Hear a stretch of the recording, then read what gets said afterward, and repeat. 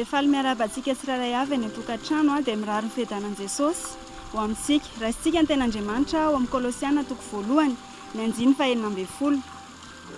Kolosiana toko voalohany ny andiny fahaenina ambin'ny folo.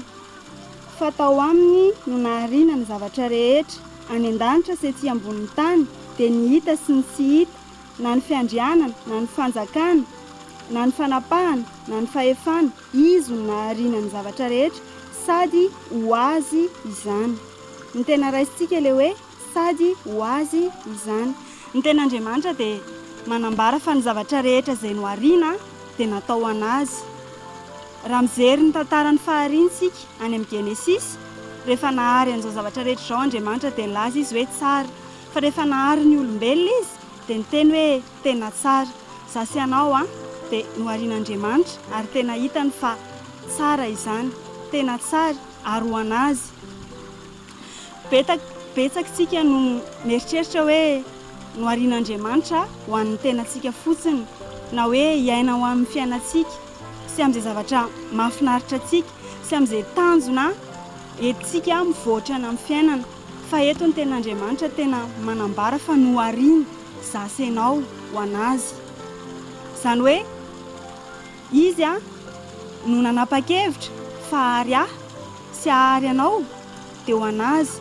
Tsy noforoniny ianao ho teraka, dia ho ampianarina, dia ho lehibe dia hanao izay tianao fotsiny, hitady asa dia handeha amin'ny fiainana izay mahafinaritra. Tsy izany ny safidian'Andriamanitra anao, tsy izany nahatonga anazy hahary ianao, fa nohariany mba ho anazy.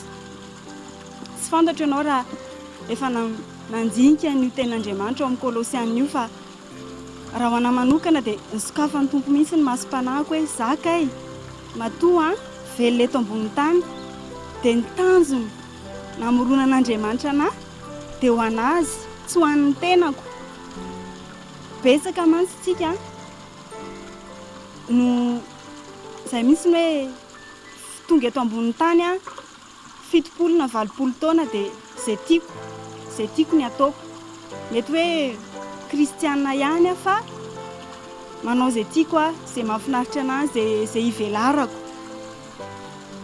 Dia tsy adiniko akory raha indraindray manontany ny hevitry ny Tompo, ny amin'izay mety hoe projetako, ny amin'izay mety hoe faniriako, ny amin'izay mety zavatra mety hoe tokony hitomboko.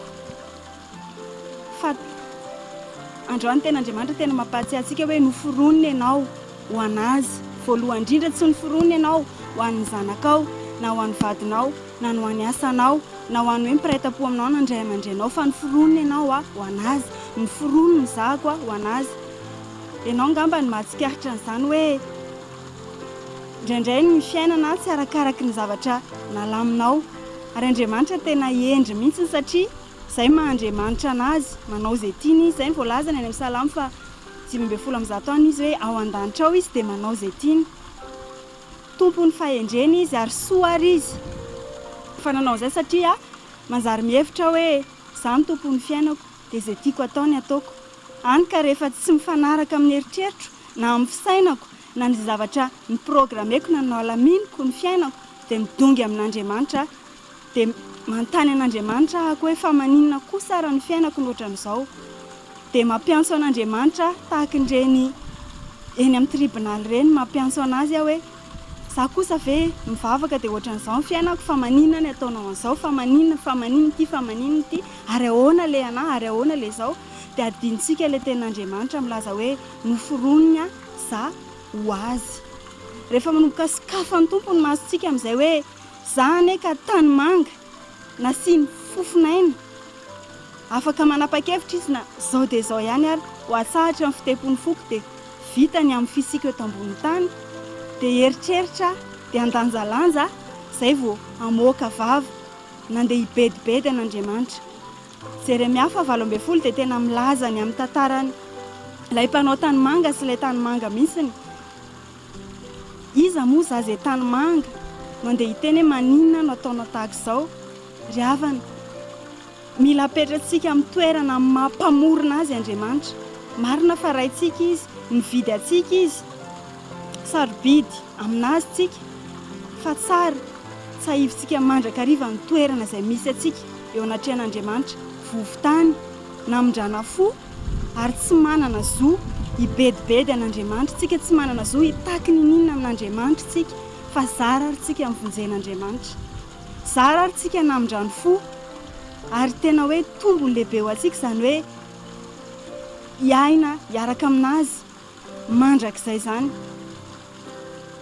Tsy nisy nina nataoko sy nataonao azotsika an'izany, fa fitiavana tsotra izao dia ny any avalintsika an'izay dia ny fametrahantsika n'Andriamanitra eo amin'ny toerana tokony misy azy hoe noforoninao ho anao, sy noforoninao anao izay fiainako, anao izay tiako, andamindamina izay mahafinaritra anahy. Alay sary an-tsaina anie Andriamanitra efa nisy hatramin'izay izy ilay hatrizay hoy ny tenin'Andriamanitra, efa nisy izy taloha ary mbola isy izy rahatrizay zasy ianao raha misy. Farafaela indrindra dia 20 na 5 taona koa ny fiainana izay omen'Andriamanitra anahy izay anjarako no misafidy olaniako amin'inona ary, olaniako amin'ny fomba ahoana arany, tena andehanako amin'ilay tanjona niantsoan'Andriamanitra anahy ve dia hoe ho anazy, hanomezako voninahitra azy na amin'ny fiteniko, na amin'ny fitondrantenako, na amin'ny fifandraisako amin'ny mpiara-miasa na ao anatin'ny tokantrano, noforoniny mba ho azy ho anao izay mety hoe diso fanantenana na hoe manontany tena hoe tsisy dika ny fiainako, tsy hitako izay antony hivelomako eto ambonin'ny tany. Androany ny ten'Andriamanitra mampasiahy anao fa noforoniny ianao ho anazy, ho azy, sy noforoniny ianao ho an'ny tenanao, fa noforoniny ho azy ianao. Ary farak'izay tsara raha samyizay naharian'Andriamanitra ianao, farak'izay tsara ary ny mampety anao, ny mampety ahy dia ny eo aminy. Raha fiainana fohy tena raha jerena eo amin'ny calendrier-n'Andriamanitra izany 20 na 70 taona izay omeny antsika eto izany dia tena tsy misy dikany. Fohy izany raha eo anatrehany dia andao tena olanitsika miaraka aminy na ny tanjona izay iainantsika. Izay ny lazaiko hoe tanatina fotoana maro hoe na dia niaraka tamin'i Jesosy ary dia nieritreritra mihitsy aho hoe novonjeny ahako anao izay tiako ihany aloha, dia eo ihany izy eo mandeha miaraka amiko eo ihany, fa izay tiako ihany.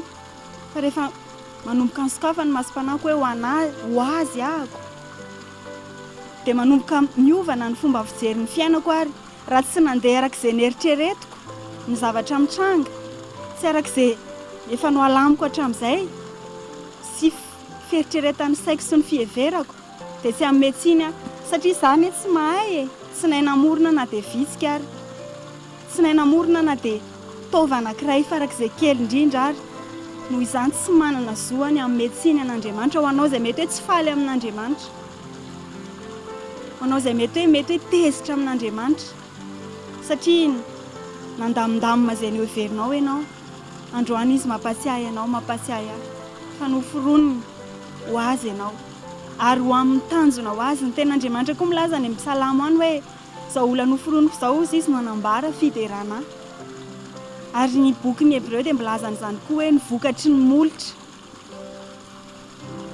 fankasitrahana azy ny amin'ny fiainana. Ianao ve za ve tena efa mba nisaotra an'Andriamanitra nakasitraka na dia ny amin'ny fisika eto ambonin'ny tany ary, sa mampitany hafa tsy riritra ny fiainany hafa dia tsy misy fankasitrahana mihitsy. Fa raha mba ohatran'ny fiainany rahavavy atsy ny fiainako na ohatran'ny fiainan-dranadahatsy ny fiainako dia ohatrany hoe tsy nahay Andriamanitra namorona sy ianao, ohatrany hoe tsy afa-po tamin'ny plasy izay nametrahan'Andriamanitra anahy teo, dia mampalahelo an'Andriamanitra izany. Dia tena hosokafan'ny tompo ny masompanahako, ny masom-panahinao atsiaro amin'izany hoe voaforina ho azy mba ahafahako tsy mandeha amin'izay tiako intsony, izay mahafinaritra anahy intsony, tsy ahafahako mandamindamina amin'ny fiainako. Tsy ratsy amin'ny maha olombelona ny manana faniriana, fikasana, fa rehefa tsy arakarak'izay nokasainao na noheverinao dia andaontsika akasitraka, andaontsika hipetraka amin'ilay toerana hoe nohariana ahako. Mbola fanapahan-kevitr'Andriamanitra no mbola ahafahako miaina, mbola ahafahako mifoka andrivotra sy manana ny masoandro. Fa ny zavatra tena ratsy mantsy ndriavana dia izao, toriana amintsika marina fa hoe tonga zanak'Andriamanitra tsika dia lasa diso mifankahazo loatra amin'Andriamanitra tsika.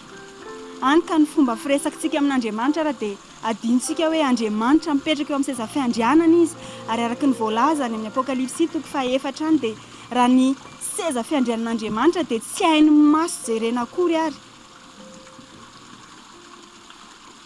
Tsy takatry ny saina eritreretina akory ary fa Andriamanitra masina, Andriamanitra tsy toa. Fa ndray amaivamaivaniko izany mieritreritra hoe satria zana ny dadako izy dia ohatry ny fiantsoko amin'ny dada olombelona ihany, kanefa ny tokony hapetraka amin'ny toerana misy azy Andriamanitra. Andriamanitra ny tokony hatahorana. Solomona izay isany nanana ny fahendrena tamin'ny andro nandalovany tetsy ambony tany dia nanoratra boky maromaro izy amin'ny soratra masinao, nanoratra ny fahendrena izy na ny ohabolana, nanoratra ny mpitoroteny izy dia any amin'ny farany mpitoroteny any dia nilaza mihitsy izy hoe izao ozy izy raha fitinina ny kabary, Andriamanitra no hatahory. Raha fitinina koa zavatra tena apetraka ny tompo amintsika dia izao, fantaro ny toerana misy ianao eo anatrehan'Andriamanitra, tena zanany ianao fa mbola mijanona ho vovo. Raha adika amin'ny teny baiko izy dia hoe créature ihany ianao, manana ny fanahiny ianao fa mijanona amin'izay toerana izay ihany ianao, tsy manana zo mitaky ny aminy ianao. Azony ataony manome fa tsy ianao ny tokony hibaikobaiko sy hibedibedy anazy raha tsy araka ny eritreretinao izay noheverinao ny zavatra mitranga amin'ny fiainana. Fa mbola averiko ihany hoe zara ary ianao no vonjeny, fahasoavana ozy namonjena anareo, tsy avy amin'ny fandrao isirehare. Zasy ianao no mbola velona amin'ity androany ity dia noho ny amin'ny fahasoavan'Andriamanitra. Zasy ianao no mbola ho tafahomana ny amin'ny fiverenan'i Jesosy dia noho ny amin'ny fahasoavan'Andriamanitra. Ka noho izany araka ny voalaza ny mpitoroteny ihany dia izao, Andriamanitra ny amin'ny seza fiandrianany, zasy ianao eto ambony tany, aoka ho fehezintsika ny lelantsika tsy hibedibedy an'Andriamanitra. Na tsy mahafapo antsika ara ny zavatra ataony, fa izy endry loatra. Endry loatra izy ary tsy misy manana ny fahendrena afa-tsy izy. Tsy misy manana ny fahalalana afa-tsy izy. Ary matoa zasy ianao namindrano fo, matoa zasy ianao tena hoe nizarany ny momba azy dia satria tiany fotsiny.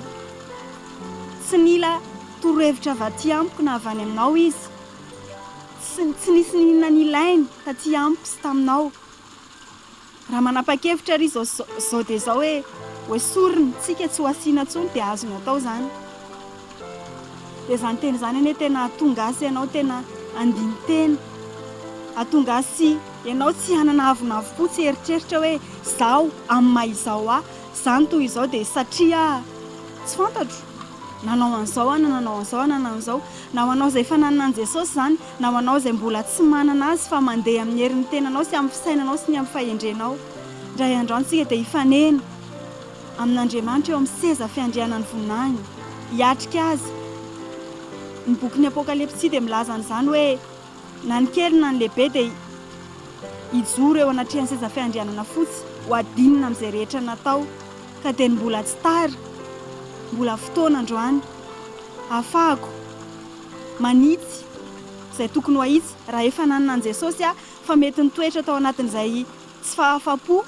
Raha mijanona tsy fahafapo fotsiny ihany aloha izy fa tsy mametsiny sy momonina ny vava, mety ataoko angamba hoe tsy dia manina fa rehefa nivoaka ny teny fanomezantsiny, andaontsika hibebaka, andaontsika hiverina amin'ilay toeran'ny créature antsika, ametraka an'Andriamanitra ilay masina masina masina masina, enika azy ny voninahitra sy ny tany rehetra.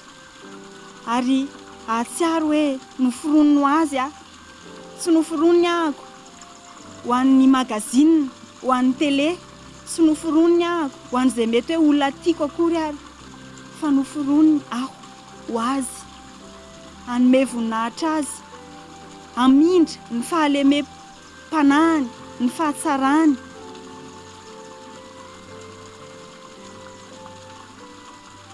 mba hahatonga anahy tena hiova indray ny fomba fijeriko miatrika ny fiainana hahatonga anahy ahifaly hahatonga anahy tsy ho sososotra na ho kizikizitina na hoe hitsiriritra fiainana amin'ny hafa fa hiakasitraka izay omeny Jesosy anahy izay toerana hisy ahy ary havita anahy tena hiteny mihitsiny hoe any amin'izay toerana tianao hisy anahy Jesosy amin'izay ora fotoana tianao hisy anahy na tsy ho azoko mihitsy ary zavatra nangatahako taminao na tsy arakarak'izay no alamiko ary ny zavatra hitranga dia izay zany namoronanao anahy ny zava-dehibe dia rehefa miverina any aminao ny voninahitra ny zava-dehibe dia rehefa ianao no hita fa tsy zatsony rehefa taratra tetỳ aminahy hoe velona tato anatiko ilay Andriamanitra dia izay ny zava-dehibe dia ilay fanamasina ilay